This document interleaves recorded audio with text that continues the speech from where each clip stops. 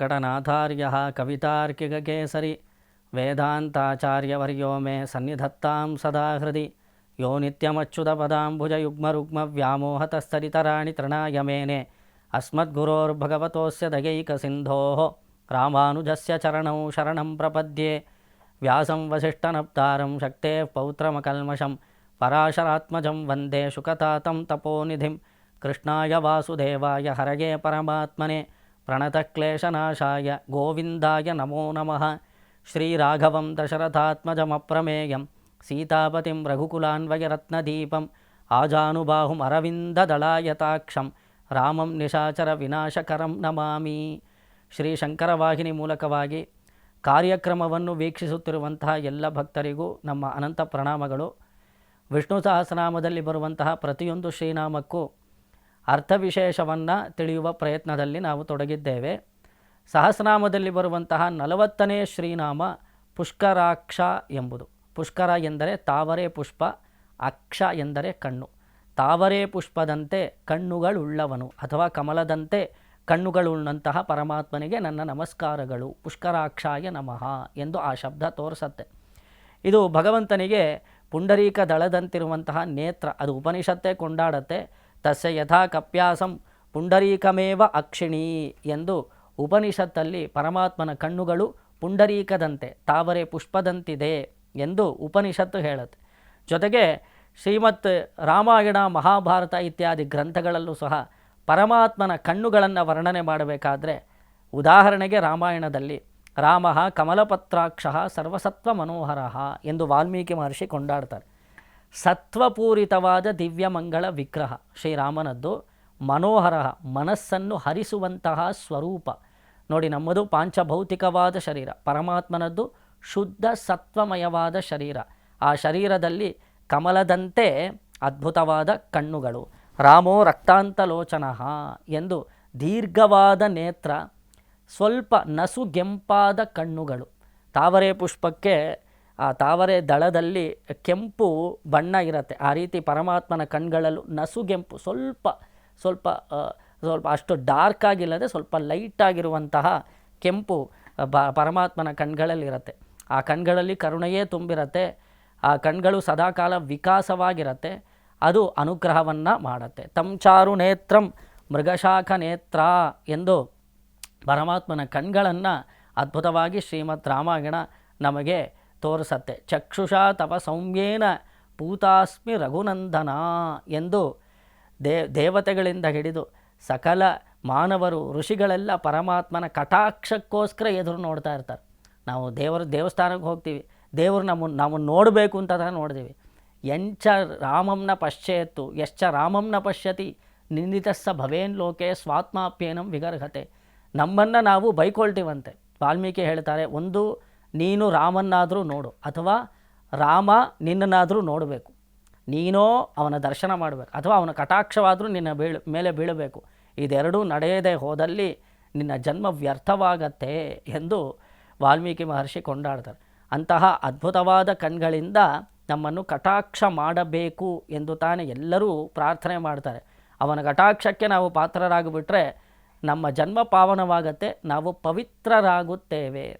ದೇವರು ಕೆಂಗಣ್ಣಿನಿಂದ ನೋಡಬೇಕು ಅಂದರೆ ಕೆಂಗಣ್ಣಿನಿಂದ ನೋಡಿದಾಗ ಅದು ನಿಗ್ರಹ.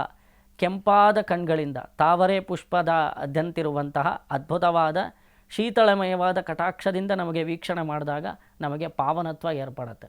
ಅವನು ದುಷ್ಟರನ್ನು ಕೆಂಗಣ್ಣಿನಿಂದ ನೋಡುತ್ತಾನೆ, ಅವರು ಸಂಹೃತರಾಗುತ್ತಾರೆ.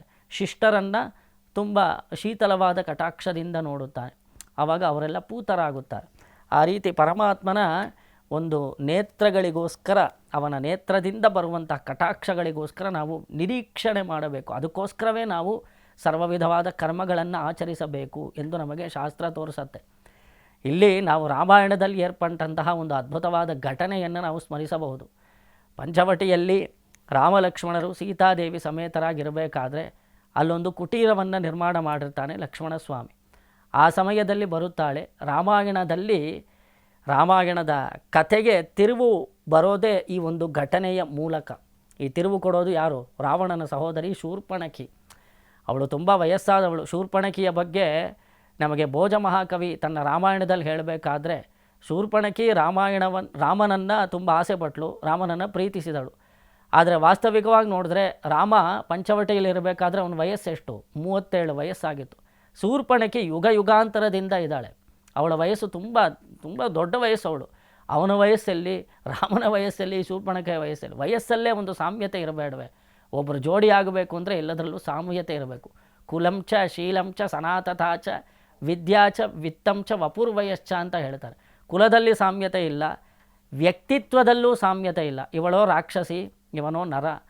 ಶೀಲಂಚ ಸನಾತಥಾಚ ವಿದ್ಯಾಚ, ವಿದ್ಯೆಯಲ್ಲೂ ಸಾಮ್ಯತೆ ಇಲ್ಲ, ವಿತ್ತದಲ್ಲೂ ಸಾಮ್ಯತೆ ಇಲ್ಲ, ಯಾವುದರಲ್ಲೂ ಸಾಮ್ಯತೆ ಇಲ್ಲ ಶೂರ್ಪಣಖಿಗೂ ರಾಮನು. ಆದರೆ ರಾಮನ ಸೌಂದರ್ಯಕ್ಕೆ ಮರುಳಾಗಿ ಶೂರ್ಪಣಖಿ ಅವನ ಮೇಲೆ ತುಂಬ ಮೋಹಿತಳಾಗಿ ಅವನ ಮುಂದೆ ಹೋಗಿ ನಾನು ನಿನ್ನನ್ನು ಪ್ರೀತಿಸುತ್ತೇನೆ ಅಂತ ಬಾಯ್ಬಿಟ್ಟು ಕೇಳಿದಾಳೆ ಶೂರ್ಪಣಖಿ. ರಾಮನ ಮೇಲೆ ತುಂಬ ಆಸೆ ಆಯಿತು. ರಾಮನದ್ದು ಅವನು ನೋಡಿ, ಅವನ ಶರೀರವೇ ಅದ್ಭುತ ತಾನೆ. ಅವನು 37 ವಯಸ್ಸಾಗಿದ್ದರೂ ಸಹ ಶೂರ್ಪಣಖಿಗೂ ಆಕರ್ಷಣೀಯವಾದ ಶರೀರ ಅಂತ ಹೇಳಿದರೆ. ಸಾಮಾನ್ಯವಾಗಿ ರಾಕ್ಷಸರಿಗೆ ಸೌಂದರ್ಯ ಪ್ರಜ್ಞೆ ಅನ್ನೋದು ಇರೋದಿಲ್ಲ. ಅವ್ರ ಸೌಂದರ್ಯ ನೋಡಿದ ತಕ್ಷಣ ಹೊಡೆದಾಕ್ಬಿಡ್ತಾರೆ. ಆದರೆ ಶೂರ್ಪಣಖಿಗೆ ರಾಮನ ಸೌಂದರ್ಯದ ಮೇಲೆ ಆಸೆ ಆಯಿತು ಅಂತ ಹೇಳಿದ್ರೆ ರಾಕ್ಷಸರ ಮನಸ್ಸನ್ನು ಅಪಹರಿಸುವಂತಹ ಸ್ವರೂಪ ಅದು ರಾಮನ ಸ್ವರೂಪ. ಅಂತಹ ಅದ್ಭುತವಾದ ಸೌಂದರ್ಯ. ಆ ರೀತಿ ಶೂರ್ಪಣಖಿ ಹೋಗಿ ರಾಮನ ಬಳಿ ಕೇಳ್ತಾಳೆ, ನಾನು ನಿನ್ನ ತುಂಬ ಪ್ರೀತಿಸ್ತಾ ಇದ್ದೀನಿ, ಇದೇ ಕಾಡಿನಲ್ಲಿ ಸಂಚಾರ ಮಾಡ್ತಾ ಇದ್ದೀನಿ. ನನ್ನ ಅಣ್ಣ ದೊಡ್ಡ ರಾವಣ, ಅವನು ರಾಕ್ಷಸಾಧಿಪ. ನನಗೆ ಮತ್ತೊಬ್ಬ ಅಣ್ಣ ಇದ್ದಾನೆ, ಅವನು ಕುಂಭಕರ್ಣ. ಇನ್ನೊಬ್ಬ ಅಣ್ಣ ಇದ್ದಾನೆ, ಅಣ್ಣ ಅಂತ ಹೇಳ್ಕೊಳ್ಳೋದಕ್ಕೂ ನನಗಿಷ್ಟವಿಲ್ಲ. ಅವನಲ್ಲಿ ಯಾವ ರಾಕ್ಷಸ ಚೇಷ್ಟೆಯೂ ಇಲ್ಲ. ಅವನ ಹೆಸರು ವಿಭೀಷಣ. ಅವನು ಯಾವಾಗಲೂ ಧರ್ಮ ಅಂತ ಕೆಲಸಕ್ಕೆ ಬಾರದೇ ಇರೋದನ್ನೆಲ್ಲ ಮಾತಾಡ್ತಾ ಇರ್ತಾನೆ. ಅವನು ನನ್ನ ಸಹೋದರನೇ, ಆದರೆ ನಾವು ಅವನು ಜಾಸ್ತಿ ಸೇರಿಸ್ಕೊಳ್ಳೋದಿಲ್ಲ ಅಂತ ಹೇಳ್ತಾಳೆ ಶೂರ್ಪಣಖಿ. ನೀನು ನೋಡಿ ನನಗೆ ತುಂಬ ಇಷ್ಟವಾಯಿತು, ನಾನು ನಿನ್ನ ಮದುವೆ ಆಗಲು ಇಚ್ಛಿಸುತ್ತೇನೆ, ನನ್ನೊಟ್ಟಿಗೆ ಬಾ, ಇದೇ ಕಾಡಿನಲ್ಲಿ ಸಂಚಾರ ಮಾಡ್ತಾ ವಿಹಾರ ಮಾಡ್ತಾ ತುಂಬ ಸಂತೋಷದಿಂದ ಕಾಲ ಕಳೆಯೋಣ ಎಂದು ಶೂರ್ಪಣಖಿ ಹೇಳಿದ ತಕ್ಷಣ ರಾಮ ತನ್ನ ವೃತ್ತಾಂತವನ್ನೆಲ್ಲ ಹೇಳಿ, ನನಗಿಂತಲೂ ತುಂಬ ಸುಂದರನಾದನು ನನ್ನ ತಮ್ಮ, ಅವನು ದಗದಗನೆ ಜ್ವಲಿಸುತ್ತಿದ್ದಾನೆ. ನನಗಾದರೂ ನಾನು ವಿವಾಹಿತನಾದಂತಹವನು, ನನಗೆ ಸೀತೆಯೊಟ್ಟಿಗೆ ವಿವಾಹವಾಗಿದೆ, ನಾನು ನಿನ್ನೊಟ್ಟಿಗೆ ಏಕಾಂತದಲ್ಲಿ ಸಂಚಾರ ಮಾಡಲಿಕ್ಕೆ ಅಷ್ಟೊಂದು ಆಗೋದಿಲ್ಲ, ಆದರೆ ನನ್ನ ತಮ್ಮ ಅವನು ನನಗಿಂತಲೂ ತುಂಬ ಸುಂದರ, ಹೋಗು ಅಂತ ಹೇಳಿ ಕಳಿಸ್ತಾನೆ. ಆಗ ಶೂರ್ಪಣಖಿ ಏನು ಮಾಡ್ತಾಳೆ, ಲಕ್ಷ್ಮಣನನ್ನು ಕಂಡು ರಾಮನಿಗಿಂತಲೂ ತುಂಬ ಚೆನ್ನಾಗಿದ್ದಾನೆ ಇವನು, ನನ್ನನ್ನು ಮದುವೆ ಆಗ್ತೀಯಾ ಅಂತ ಕೇಳಿದಾಗ ಲಕ್ಷ್ಮಣ ಸ್ವಾಮಿ ಹೇಳ್ತಾನೆ, ನನ್ನನ್ನು ಮದುವೆ ಆದರೆ ನಿನಗೇನು ಪ್ರಯೋಜನ, ನಾನು ಯಾವಾಗಲೂ ನನ್ನ ಅಣ್ಣನ ಅಧೀನದಲ್ಲೇ ಇರತಕ್ಕವನು, ನೀನು ಪಟ್ಟಮಹಿಷಿ ಆಗಬೇಕು ಅಂದರೆ, ನೀನು ರಾಣಿ ಆಗಬೇಕು ಅಂದರೆ ನನ್ನ ಅಣ್ಣನನ್ನೇ ವಿವಾಹವಾಗಬೇಕು ಅಂತ ಆ ಕಡೆಯಿಂದ ಕಳಿಸ್ತಾನೆ ಲಕ್ಷ್ಮಣ. ಈ ಕಡೆಯಿಂದ ಆ ಕಡೆಗೆ, ಆ ಕಡೆಯಿಂದ ಈ ಕಡೆಗೆ ಚಂಡಾಟವಾಡ್ತಾ ಇರಬೇಕಾದ್ರೆ ಅಲ್ಲಿ ಶೂರ್ಪಣಖಿಗೆ ತುಂಬ ಕೋಪ ಬಂದುಬಿಡತ್ತೆ. ಮುಖ್ಯ ಕಾರಣ ಯಾರು? ಇವರು ನಿರಾಕರಣೆ ಮಾಡೋದಕ್ಕೆ. ಎಲೆ ರಾಮನೇ, ನೀನು ನನ್ನನ್ನು ನಿರಾಕರಿಸುವುದಕ್ಕೆ ಕಾರಣ ಇವಳೇ ತಾನೇ ಸೀತೆ, ಈಗೋ ಇವಳನ್ನು ತಿಂದು ಬಿಡುತ್ತೇನೆ ಎಂದು ಹೇಳಿ ಸೀತೆಯನ್ನು ತಿನ್ನೋದಕ್ಕೆ ಅಂತ ಹೊರಟಾಗ ಲಕ್ಷ್ಮಣಸ್ವಾಮಿ ಕೋಪಗೊಂಡು ಅವಳ ಮೂಗನ್ನು, ಸ್ತನ ಪ್ರದೇಶವನ್ನು, ಕಿವಿಯನ್ನು ಕತ್ತರಿಸಿ ಕಳಿಸಿಬಿಡುತ್ತಾನೆ. ರಕ್ತಸ್ರಾವವಾಗತ್ತೆ. ಅವಳು ಕತ್ತರಿಸಿದ ತಕ್ಷಣ ಅವಳು ತತ್ತರಿಸಿ ಹೋಗಿ ರಾವಣನ ಹತ್ರ ದೂರು ಕೊಡುತ್ತಾಳೆ. ಈ ಪಂಚವಟಿಯಲ್ಲಿ ರಾಮ ಬಂದಿದ್ದಾನೆ, ಲಕ್ಷ್ಮಣ ಬಂದಿದ್ದಾನೆ, ಜೊತೆಗೆ ಸೀತಾದೇವಿ ಇದ್ದಾಳೆ, ಅವಳಿರಬೇಕಾದ ಸ್ಥಳ ಅದಲ್ಲ, ನಿನ್ನ ಆಸ್ಥಾನದಲ್ಲಿ ನಿನ್ನ ಪಟ್ಟಮಹಿಷಿಯಾಗಿ ಇರಬೇಕಾದವಳು ಸೀತೆ, ಅವಳು ಕಾಡಿನಲ್ಲಿ ಕಷ್ಟಪಡ್ತಾ ಇದ್ದಾಳೆ. ರಾವಣ ನನ್ನ ಮೂಗನ್ನು ಕತ್ತರಿಸ್ಬಿಟ್ಟ ಲಕ್ಷ್ಮಣ ಅಂತ ಹೇಳ್ತಾಳೆ ಶೂರ್ಪಣಖಿ. ಆಗ ರಾವಣ ಕೇಳ್ತಾನೆ, ಮೂಗು ಕತ್ತರಿಸೋವರೆಗೂ ನೀನೇನು ಮಾಡ್ತಾ ಇದ್ದಿ? ಮೂಗು ಕತ್ತರಿಸ್ಬೇಕಾದ್ರೆ ಅವ್ರು ಬರಬೇಕಲ್ಲ, ನೀನು ಹಿಡ್ಕೊಳ್ಬೇಕಲ್ಲ, ಕತ್ತಿ ತಗೊಂಡು ನಿನ್ನ ಮೂಗನ್ನು ಕತ್ತರಿಸೋವರೆಗೂ ನೀನು ಪ್ರತಿಭಟನೆ ಮಾಡಬೇಕಿತ್ತಲ್ಲ, ಏನು ಮಾಡ್ತಾ ಇದ್ದಿ ಅಂತ ಕೇಳಿದಾಗ ಶೂರ್ಪಣಖಿ ಹೇಳ್ತಾಳೆ, ತರುಣೌ ರೂಪ ಸಂಪನ್ನೌ ಸುಕುಮಾರೋ ಮಹಾಬಲೌ ಪುಂಡರೀಕ ವಿಶಾಲಾಕ್ಷೌ ಚೀರಕೃಷ್ಣ ಜಿನಾಂಬರು. ವಿಶಾಲವಾದ ವಕ್ಷಸ್ಥಳದಿಂದ ಕೂಡಿದವರಾಗಿ, ಅವಳು ಚೀರಕೃಷ್ಣ ನಾರುಮುಡಿಯನ್ನು ಹುಟ್ಟಿದವರಾಗಿ, ಜಟಾವಲ್ಕಲವನ್ನು ಧರಿಸಿದವರಾಗಿ, ತರುಣರಾಗಿ, ರೂಪ ಸಂಪನ್ನರಾಗಿದ್ದಂತಹ ರಾಮಲಕ್ಷ್ಮಣರು ನನ್ನ ಮೂಗನ್ನು ಕತ್ತರಿಸಿದರು. ಜೊತೆಗೆ ಅವಳೊಂದು ಪದವನ್ನು ಹೇಳ್ತಾಳೆ, ಪುಂಡರೀಕಾಕ್ಷವು ಎಂದು. ಇಬ್ಬರ ಕಣ್ಗಳು ಕೂಡ ಪುಂಡರೀಕಾಕ್ಷದಂತೆ, ತಾವರೆಯ ಪುಷ್ಪದಂತೆ ಅರಳಿದವು. ನೋಡಿ, ಲಕ್ಷ್ಮಣ ನನ್ನ ಮೂಗನ್ನು ಕತ್ತರಿಸಬೇಕಾದ್ರೆ ನನ್ನನ್ನು ಹಿಡ್ಕೊಂಡ, ಅವನು ಕೈಯಲ್ಲಿ ಬಾಣವನ್ನು ಹಿಡಿದು ನನ್ನ ಮೂಗನ್ನು ಕತ್ತರಿಸೋದಕ್ಕೋಸ್ಕರ ಕಣ್ಣನ್ನು ಅರಳಿಸಿದನ. ಆ ಅರಳಿದ ಕಣ್ಗಳು ರಾಮನ ಅರಳಿದ ಕಣ್ಗಳು, ಲಕ್ಷ್ಮಣ ಅರಳಿದ ಕಣ್ಗಳು. ಆ ಕಣ್ಗಳನ್ನು ನೋಡುತ್ತಾ ನಾನು ನನ್ನ ಮೈಯನ್ನು ಮರೆತೆ. ಅದು ರೋಮಾಂಚನವಾಯಿತು. ಆ ಕಣ್ಣಿನ ಸೌಂದರ್ಯಕ್ಕೆ ನನ್ನ ಮನಸ್ಸು ಮರುಳಾಯಿತು. ಅವರು ಕತ್ತರಿಸಿದ್ದು ಗೊತ್ತಾಗಲಿಲ್ಲ, ಅದು ರಕ್ತಸ್ರಾವವಾಗಿದ್ದು ಗೊತ್ತಾಗಲಿಲ್ಲ. ಅಲ್ಲಿಂದ ಆಚೆ ಬರೋವರೆಗೂ ನನಗೆ ನೋವೇ ಆಗಲಿಲ್ಲ ಅಂತೇಳಿ ಶೂರ್ಪಣಖಿ. ಕತ್ತರಿಸೋವರೆಗೂ ನೋವಾಗಲಿಲ್ಲ. ಅವಳು ರಕ್ತ ಸುರಿಯೋವರೆಗೂ ಗೊತ್ತಾಗಲಿಲ್ಲ. ಆಚೆ ಬಂದ ನಂತರ ಸ್ವಲ್ಪ ಮುಟ್ಟು ನೋಡ್ಕೊಳ್ತೇನೆ, ಓ ಹೌದು ಕತ್ತರಿಸಿದ್ದಾರೆ ಅಂತ ಅವಾಗ ನನಗೆ ಗೊತ್ತಾಯಿತು. ಅವನ ಸೌಂದರ್ಯದಲ್ಲಿ, ಅವನ ಕಣ್ಣಿನ ಪುಂಡರೀಕ ವಿಶಾಲಾಕ್ಷವು ಚೀರಕೃಷ್ಣ ಜಿನಾಂಬರು, ವಿಶಾಲವಾದ ಕಣ್ಗಳಿಂದ ಕೂಡಿದವರು ರಾಮ ಲಕ್ಷ್ಮಣರು. ಪುಂಡರೀಕದಂತೆ, ಅದರಲ್ಲೂ ರಾಮನ ಕಣ್ಗಳು ಕಮಲ ದಳದಂತೆ ಅದ್ಭುತವಾಗಿದ್ದವು. ಆ ಕೋಮಲವಾದ ಕಣ್ಣಿಗೆ ನನ್ನ ಮನಸ್ಸು ಸೋತು ನಾನು ಮೈ ಮರೆತು ನಾನು ಮರುಳಾಗಿ ಆ ಸೌಂದರ್ಯದಲ್ಲೇ ಮುಳುಗಿ ಹೋದೆ. ಆದ್ದರಿಂದ ನನಗೆ ಏನು ನಡೆಯಿತು ಅಂತಲೇ ನನಗೆ ಗೊತ್ತಾಗಲಿಲ್ಲ ಅಂತ ಶೂರ್ಪಣಖಿ ಹೇಳ್ತಾಳೆ. ಆ ರೀತಿ ಪರಮಾತ್ಮನ ದಿವ್ಯವಾದ ಕಣ್ಗಳು ಕಮಲದಂತೆ, ದುಷ್ಟರನ್ನು ನಿಗ್ರಹ ಮಾಡುವಂತಹ ಕಣ್ಗಳು, ಶಿಷ್ಟರನ್ನು ಸಂರಕ್ಷಣೆ ಮಾಡುವಂತಹ ಅದ್ಭುತವಾದ ಕಣ್ಗಳನ್ನು ಪರಮಾತ್ಮ ತಾನು ಧರಿಸುವುದರಿಂದಲೇ ಅವನನ್ನು ಪುಷ್ಕರಾಕ್ಷ ಎಂದು ವಿಷ್ಣು ಸಹಸ್ರನಾಮ ಕೊಂಡಾಡತ್ತೆ. ಈಶ್ವರ ಸರ್ವಭೂತಾನಾಂ ಹೃದ್ದೇಶೇ ಅರ್ಜುನ ತಿಷ್ಠತಿ ಭ್ರಾಮಯನ್ ಸರ್ವಭೂತಾನಿ ಯಂತ್ರಾರೂಢಾನಿ ಮಾಯಯ ಎಂದು ಭಗವದ್ಗೀತೆಯಲ್ಲೂ ಕೃಷ್ಣ ಪರಮಾತ್ಮ ಅರ್ಜುನನಿಗೆ ಹೇಳಬೇಕಾದ್ರೆ, ಎಲ್ಲರನ್ನೂ ನಾನು ಆಡಿಸುತ್ತೇನೆ ನನ್ನ ಕಟಾಕ್ಷದ ಮೂಲಕ, ನನ್ನ ಕಣ್ಣೋಟಗಳ ಮೂಲಕ ಪ್ರಕೃತಿ ಮಂಡಲದಲ್ಲಿ ನೆಲೆಸಿರುವಂಥ ಎಲ್ಲ ಜೀವಕೋಟಿಗಳನ್ನು ನಾನು ಆಡಿಸುತ್ತೇನೆ. ಅವರ ಉದ್ಧಾರಕನೂ ನಾನೇ. ಅವರನ್ನು ನರಕಕ್ಕೆ ತಳ್ಳೋದು ಅಥವಾ ಅವರನ್ನು ಸ್ವರ್ಗಕ್ಕೆ ಕಳಿಸುವುದು ಅಥವಾ ಅವರಿಗೆ ಮೋಕ್ಷವನ್ನೇ ಕೊಡೋದು, ಇದೆಲ್ಲದಕ್ಕೂ ಕಾರಣ ನನ್ನ ಕಟಾಕ್ಷ ಎಂದು ಕೃಷ್ಣ ಪರಮಾತ್ಮ ಹೇಳ್ತಾನೆ.